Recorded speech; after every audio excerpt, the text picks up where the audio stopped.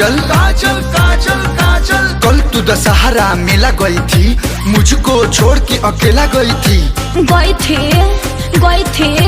कल तू दशहरा मेला गई थी, मुझको छोड़ के अकेला गई थी। तो तेरे संग मेले में कौन था? कौन था? कौन था? तुम थी, तेरा फ्रेंड था। हाँ। तुम थी, फ्रेंड था। कौन था? कौन था? कौन था? कौन था? अमर पाली बहन। एक काजल झूठ बोल रही हो, मेला का भेद न खोल रही हो। ओहो, नवरात्र में शौक करते हो, कल्लू कैसा तुम टॉक करते हो। टॉक? हाँ, टॉक माने बात। झूठी बात।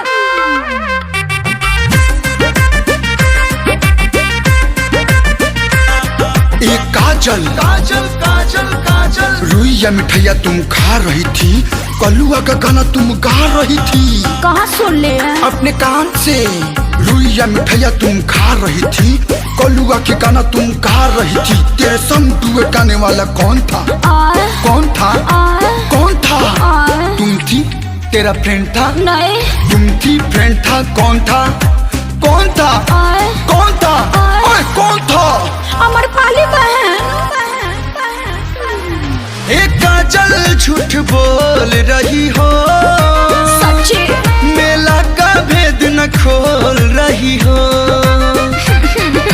नवरात्र में शौक करते हो, मैं कल्लू कैसा तुम टॉक करते हो।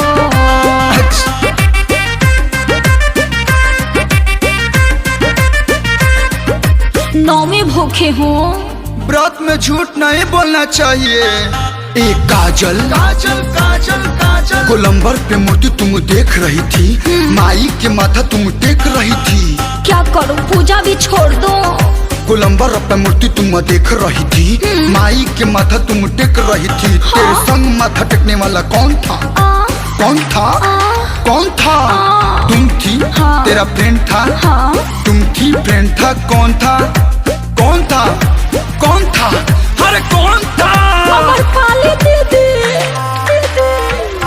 एक काजल झूठ बोल रही हो, सच कहती हूँ। मेला का भेद न खोल रही हो। और नवरात्र में शौक करते हो, कैसा कल्लू टॉक करते हो। विश्वास नहीं है का? विश्वास टूट रहा है। एक काजल काजल काजल काजल, श्याम देहाती जैसा दिख रहा था, ईयरगन चलाना सीख रहा था। आपको मिस अंडरस्टैंडिंग हो रही है। झरबो इंग्लिश।